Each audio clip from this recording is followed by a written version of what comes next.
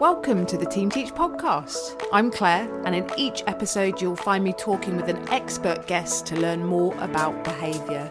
We squeeze a lot into each episode. You'll listen to the latest thinking in behaviour, continue your professional development with our book recommendation, and then I'll send you away with 3 practical tips you can use in your setting. I'm joined today by Aaron Newcombe. Aaron is the Team Teach coordinator for Midlothian Council, and his background is working in caring settings, working with those with complex needs and communication challenges. And today, Aaron and I are talking about complex needs and supporting individuals through crisis. Enjoy the episode. Hi, Aaron. How are you? I'm fine, thank you, Claire. How are you? I'm really well. It's really good to have you on the podcast today. I've been privileged enough to work with you before as well. So really excited to have a chat, find out a little bit more about what you do. But before we start talking about our topic, which is supporting individuals with complex needs through crisis, could you give us a book recommendation around this topic? So the book that I'd been reading was Why Has Nobody Told Me About This Before? It's a pretty simple book, and it's kind of self-help strategies in order to deal with regulating your own behaviour. I'm a firm believer that if we're trying to get somebody to de-escalate, we kind of need to focus on ourselves first of all, bring ourselves down to that nice calm state so we can have that emulating behaviour. And it gives really nice bite-sized information on how to do that.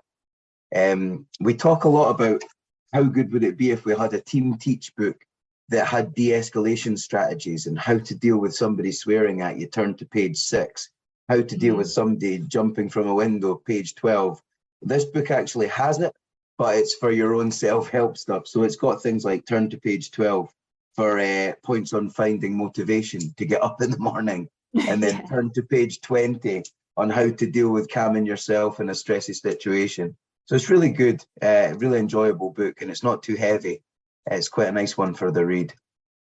Yeah, it sounds like it's those bite-sized chunks and reflective practice. So helping us to make small changes to our own regulation to be able to regulate someone else. Mm-hmm. Absolutely, yeah. And that's really important. You know, if we're trying to get people to learn from our behaviours, we need to be in a state of calm already before we get there to de-escalate them. And that, I mean, that's the core message, isn't it, when we're running those Team Teach courses? But I think having a book to further back it up and further look at it is really key. Aaron, tell us a bit more about your experience and where you've gained your experience of working with complex adults. So I got into working in complex needs, adult day services, 16 years ago. Yeah. My dad started this company doing support in the community, and I just served my time as a joiner. So I was nothing like anything to do with working with individuals with complex needs. He asked me to cover a shift for him one day, and I went and sat in the guy's house and waited on somebody coming in. It was an emergency, and I said, "Oh, this is actually quite good. I quite enjoyed that. It was a good conversation." And 10-minute shift. So my dad put me through the training, and I started my career as a support worker with individuals with learning disabilities, complex and multiple needs. From there, I joined Midlothian Council and started working in adult day services in the same line of work with individuals with complex needs. And I went from being a support worker to coordinating day services for all the individuals in Midlothian, which was fantastic. The Cherry Road, the day centre I worked and cared for and supported. And from there, I got into Team Teach about 5 years ago. Done my intermediate trainer in Team Teach. Obviously, beforehand, I'd been level 1, level 2 trained. And it really worked. It kind of fitted into what it was that we done with adult day services, and the model of support and the aims and objectives of Team Teach kind of parried in well with my own personal beliefs, and I just kind of went from there, and then became a Team Teach trainer about 5 years ago. And then I've just recently this year made the jump to training full time in my local authority, delivering Team Teach training daily. Amazing. So you'll be preaching the Team Teach methodology day in, day out now. So this will be an easy chat for you. But I suppose what I'm really interested in, things that when we have talks, when we've worked together, and it's been really lovely, although we've never met in person, is just the care and the sense of values that you have as an individual when you're caring for the adults that you've worked with across your career. Could you talk a bit more about how you have supported some of those individuals that you've worked with through crisis? Because I know sometimes on a Team Teach course, we can sometimes, not reflect on the fact that we do have adults that we support, but also adults that might have less communication skills, less verbal skills, both receptive and expressive language. So talk me through that a little bit. So you're spot on the money, Claire, as always. It's about honing into that individual, treating everybody specifically and not having a kind of umbrella view over everybody with a disability. Communication is key, and everybody has a different method of communication. It's how we get into that matters. I mean, if somebody communicates using pictures or talking mats or PECs or sign along or BSL or whatever, you've got to kind of adapt to that. They shouldn't have to change the way that they communicate in order to communicate with us. It's us that needs to change our communication methods in order to understand what they want from us. And sometimes if somebody has a limited communication verbally, behavior is their main kind of way to communicate how they're feeling. And it's about kind of getting into that and understanding what it is that they're looking for and what's went wrong or what's went right in order to learn from that and develop those relationships further. One of the key examples, I worked with a young lass for many years. We had a phenomenal relationship, and then one day, all of a sudden, I went into the room and she started to go into crisis. She was, again, non-verbal, multiple and complex needs, and she was in a wheelchair. And she was unable to access the wheelchair in order to move herself away from the situation. I came in one morning, good morning, and she regressed in her chair and started to whine and to scream. Obviously something was wrong. I stayed back a little bit and tried to figure out what it was that had happened, re-engaged, and the same thing happened again and again and again. And this was going on for days and then into weeks until eventually it was getting to the point where people were starting to think, what has he done to her?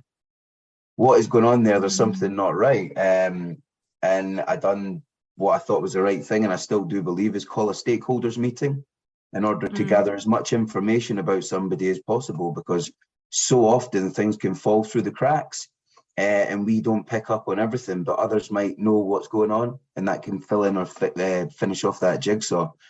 So we called a meeting, a psychiatrist, psychologist, doctors, education, absolutely everybody involved, day services, the whole lot. Really fancy meeting, lots of nice tea and biscuits. And mum came along, the service user's mum, the individual's mum, and she walked through the door late as usual, and I opened the door. Yeah, how are you getting on? She went, oh my God, you smell lovely. I was like, thank you so much. She was like, is that Bleu de Chanel? I was like, yeah. She goes, that's the same aftershave her dad used to use, and he died last year. And that was it. That's all I took. And it's simple things like that. And of course, what did I do? Well, I stopped being so stupid and neutralized my smell as opposed to everything else. We talk about calm communication, calm stance and all this stuff in Team Teach, but I'm a big believer on calm smell and all that kind of stuff as well. I'm not saying don't go for a shower, but at the same time, overpowering aftershaves and perfumes, they might seem great, but somebody that's relies on sensory perceptions and has a heightened sense of smell, they can send them into overdrive and they can bring back memories. I mean, we talk about you walk past and somebody's burnt toast and you go, oh my God, that's taking me back to being 12 years old again. Smell's massive as a sensory. And me being silly thinking I was smelling good was bringing up these bad thoughts for this young lass. So yeah, it's really important for me as well. If somebody's non-verbal, trying to find out what's going on and bringing everybody together to have a conversation about things, it can really help, because that's all it took was mum to walk in. The meeting was a big, well, that was great, everybody, lovely to see you, cheerio. I'm not going to wear that aftershave anymore. Yeah. It was as simple as that. And just kind of cutting everything down. We talk about stages of a crisis, and at this third stage, neurotypical individuals, cognitive thinkers like ourselves, some of the time, we lose 70% of communication when we're at a heightened state crisis. So you take somebody that's non-verbal and has a limited understanding of verbal communication, and then you lose that at the state of crisis. What's the point in speaking to them? Why are we talking to these people when we can do other gestures and other things and adapt our conversation and our communication to meet their needs? So I think cutting down verbal communication for me is a huge, huge thing.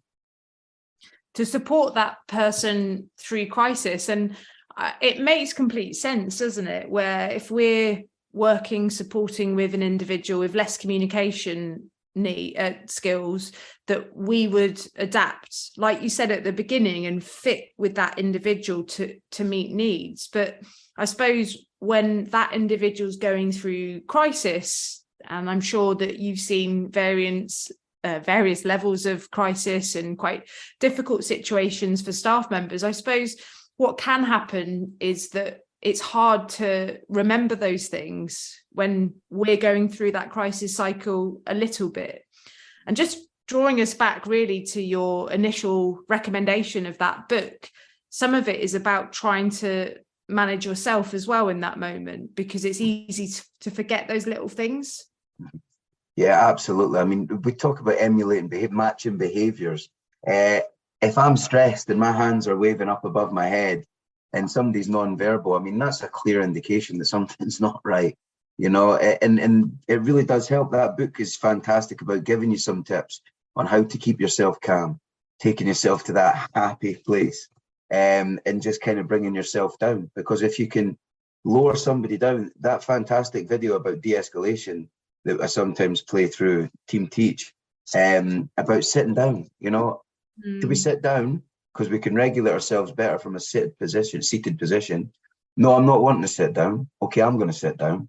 And hey ho, you sit down and you copy those behaviors, Simple little tricks and tips like that really work. Bringing yourself down, grounding yourself, thinking about your own posture, your own communication, non-verbally, all these different things, your own behaviors, and how to get people to kind of match them, because it's easy to match them going up, but it's also easy to match them coming down as well. Yeah, I heard a phrase, actually running a Team Teach course, I hadn't come across before, around sensory mirroring. The idea that if we sit down, if we exude calm, then that helps the other person to mirror what you're doing. But a bit like how you said before, it works in the opposite way. So if we get really agitated, really heightened, that can mirror with the individual that we're supporting. And I think it's really interesting to hear it from perspectives where we do have someone with less verbal communication skills, because actually pretty much like you said, all that's there is watching what someone's body is doing, what's going on in the environment, maybe like the smells, maybe like what the lights are doing, like that's it, isn't it? It's interesting. Yeah, I mean, another lad we used to work with, I don't know, I'm not exactly the most tall person. I'm sitting about 5'9" with my heels on. And I think everyone used to think, okay, we'll put him with the biggest guy that we can find. So lovely, lovely individuals, working with one lad. And he was 6'5" and about 20 stone, and I was tiny. And the only way you could get him to regulate himself when he was going through a crisis was to stand as close as possible to him and take a nice big breath in through your nose and out through your mouth. And he was able to take that breath and give himself a second, oxygenate his brain, and then process what was going on and regulate himself. But it was the only way. You had to take a big side step in as opposed to a side step out, which is what we usually teach, obviously, for circles of danger. But he needed that reassurance that you were okay for him to then calm down. That's pretty, it goes against some of the I guess, the safety points that we think about.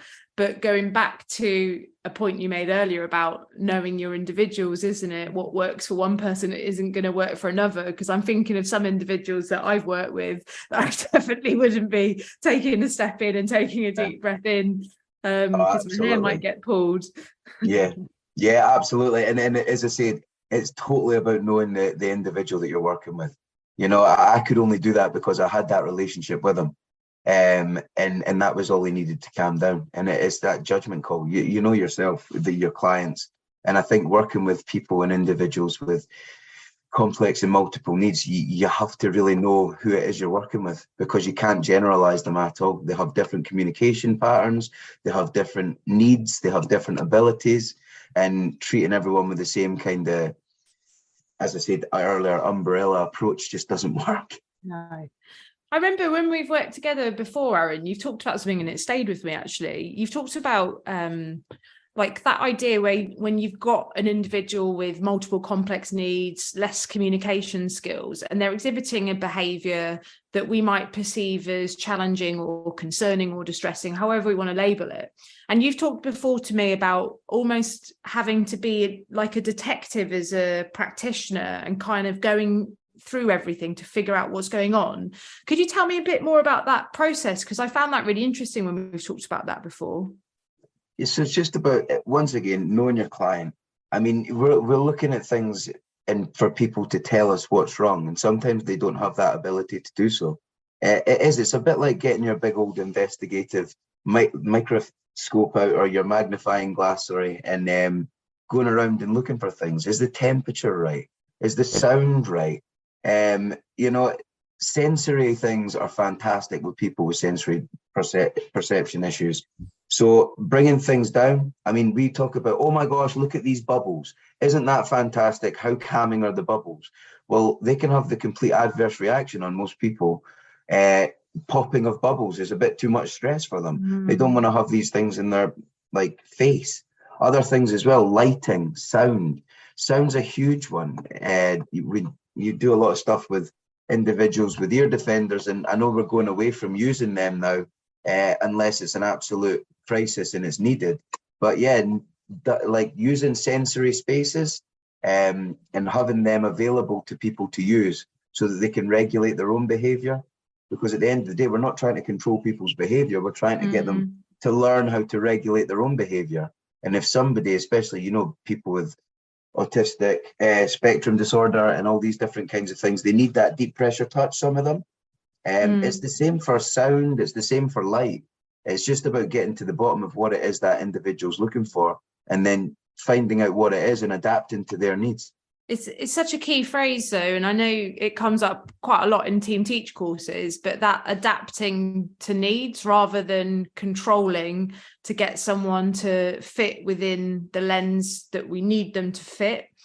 And I guess that really goes back to the idea and really the ethos around Team Teach courses about, you know, valuing every individual and trying to get needs met the best we can. And I suppose when I've spoken to you before, it's really struck home about how difficult that can be to try and find out, because, you know, if someone really wants space from me in some of the settings that I work in, they might, you know, tell me to F off and, you know, give me a really, really clear message through verbal communication about what they need, although they might not be doing it in a socially acceptable way.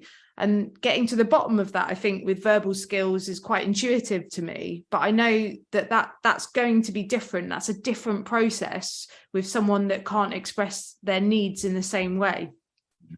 It is. It's like puzzle solving.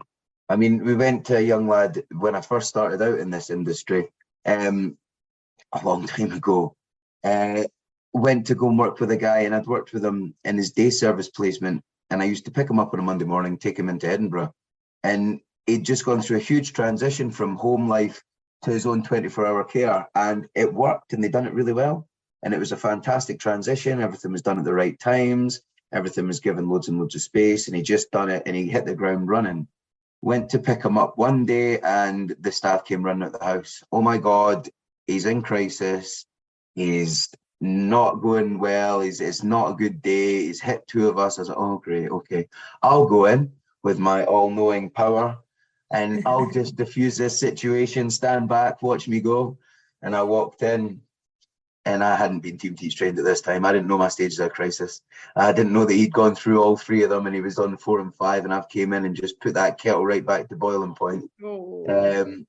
I've walked in, up the stairs. Come on, bud, let's go for day placement. Let's go to your day service. Really great time. Walked in and had myself dragged into the room. And yeah, it wasn't the most comfortable experience ever, but I managed to get out kind of scot-free. And we were having to do a debrief. And it wasn't then until I learned about the 6 stages, because he wasn't able to tell me what was going on. And I found out from staff. I said, walk me through what happened. Well, we got him up in the morning and got him dressed. And then we never had his Weetabix. So we just went out and we said, that'll be fine. Don't worry. Let's get you ready. I was like, whoa. Hang on a second. What was that? And it wasn't until I spoke to them and found out they hadn't given him his bloody breakfast. The lad needed his Weetabix every morning to understand that was the start of his day. How could you possibly ask somebody to go and do their day services if they hadn't understood their day'd started? So I'd done what anybody else would do and went and got him some bloody Weetabix. And that was all it took. And that was the other side of the coin. And we were able to go and have a fantastic day.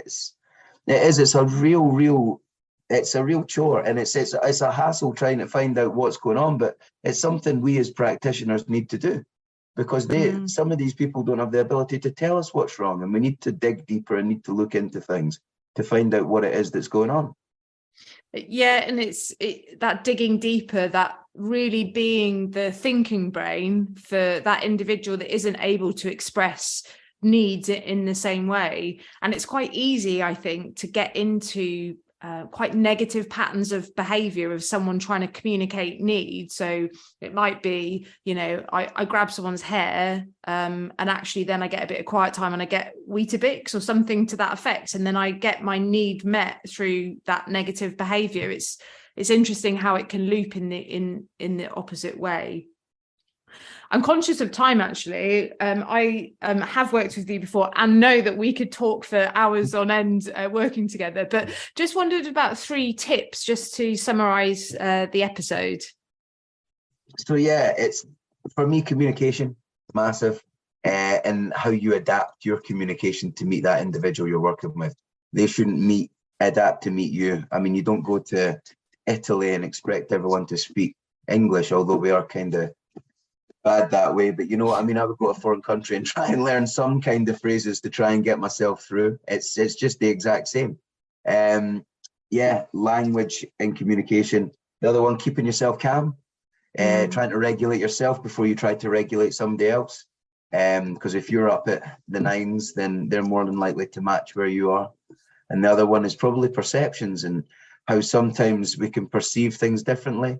If I'm standing with a nice big smile on my face, the person might think I'm gritting my teeth. Body language again, facial expression, keeping everything calm, neutral face and neutral smell. That's what I would go with. Yeah, it's interesting that it's come all the way back really to that body language, particularly with the individuals that we've been discussing today. And I also would like to let the listeners know that Aaron has been doing some wonderful non-verbal cues, like really gesticulating, which no one is going to get the benefit of apart from me. So thank you for that. And thank you so much for your time today, Aaron, and I'll catch up with you soon.